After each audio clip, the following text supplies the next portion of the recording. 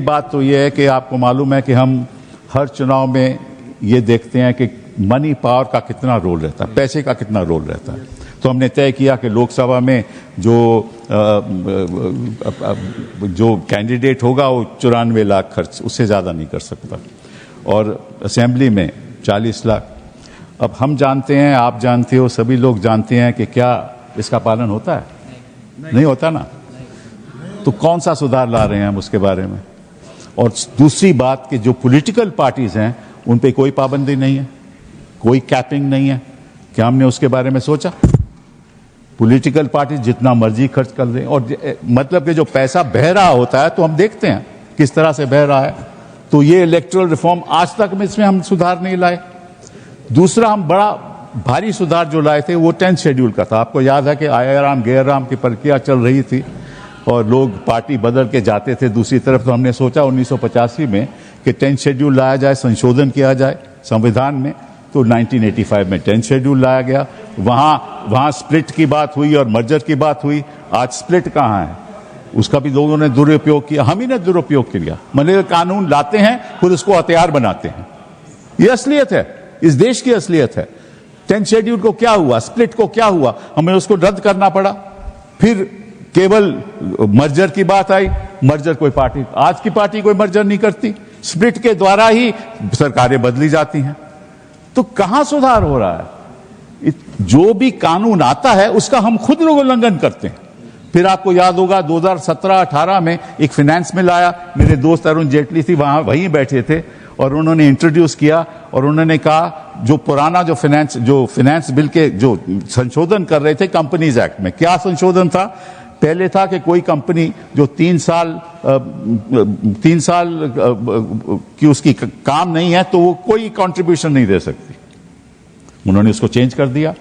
आप कंपनी आज इनकॉर्पोरेट करो, कल आप कंट्रीब्यूशन दे सकते हो। फिर दूसरा था कि जब तक वो 7.5% प्रॉफिट्स, नेट प्रॉफिट से ज्यादा नहीं कंट्रीब्यूट कर सकती, उसको रद्द कर दिया। अब जितना मर्जी कंट्रीब्यूट कर सके। तो मतलब कि आप सुधार तो लाते हैं लेकिन उसी का दुरुपयोग करते हैं। फिर साथ साथ में यह भी हुआ कि उसका नतीजा यह हुआ कि 6,000 करोड़ एक पार्टी को चले गया। एक ही पार्टी को 6,000 करोड़ मिला।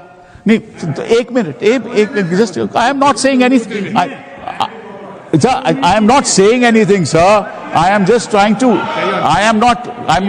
See, so वो क्या हुआ? उसका नतीजा क्या हुआ कि कोई भी पार्टी कितना भी पैसा दे दे, साथ में जब फंड देना पड़ता था तो रेजोल्यूशन होता था बोर्ड का कि किस पार्टी को फंड दे रहे हो, वो भी रद्द कर दिया। सो अभी किसी पार्टी को फंड दो, नाम नहीं, इलेक्टोरल बॉन्ड, वो खत्म हो गया। सुप्रीम कोर्ट ने कह दिया कि यह संवैधानिक था। तो जो मेजर जो सुधार लाए हो उसका तो आप उल्लंघन करते हो। तो one nation one election, one nation one party, one election one outcome, ऐसा नहीं होना चाहिए सर। बहुत बहुत धन्यवाद।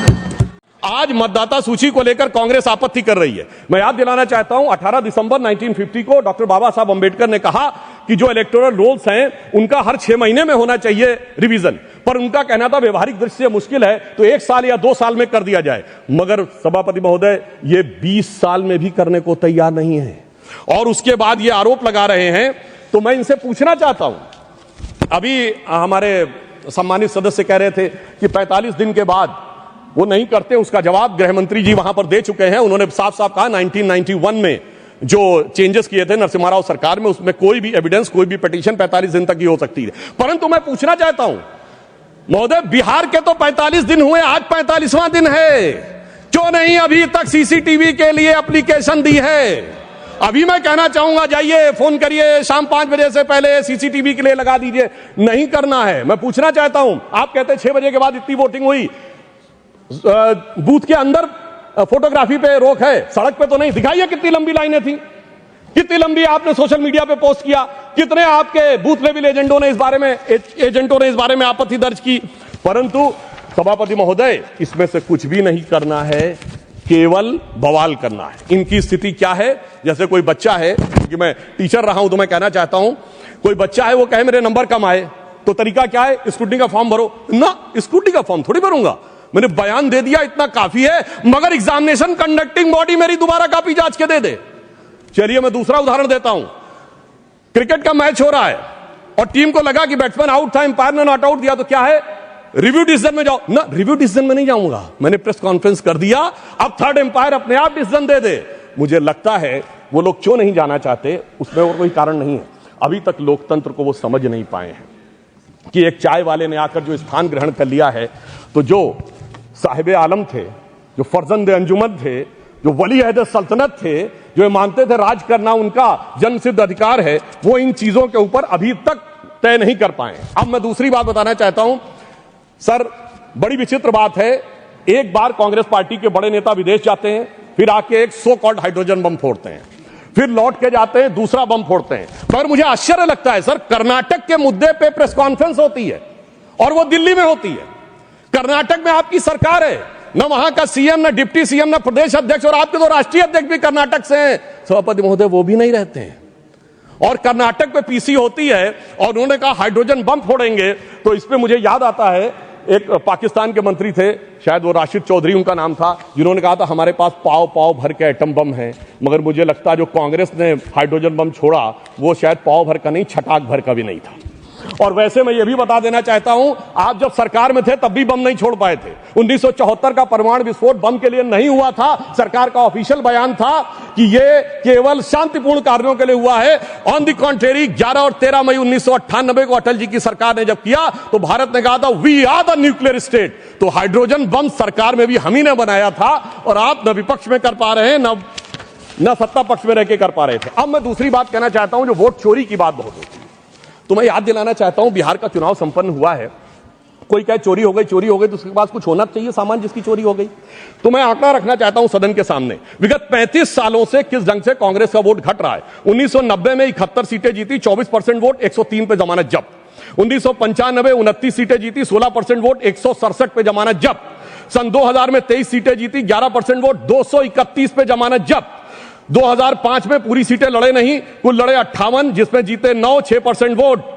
और 2010 में सर 4 सीटें जीते, 6% वोट पाया, 216 पे जमानत जब्त। भाई साहब मैं पूछना चाहता हूं, आपके पास था क्या जो चोरी हो गया?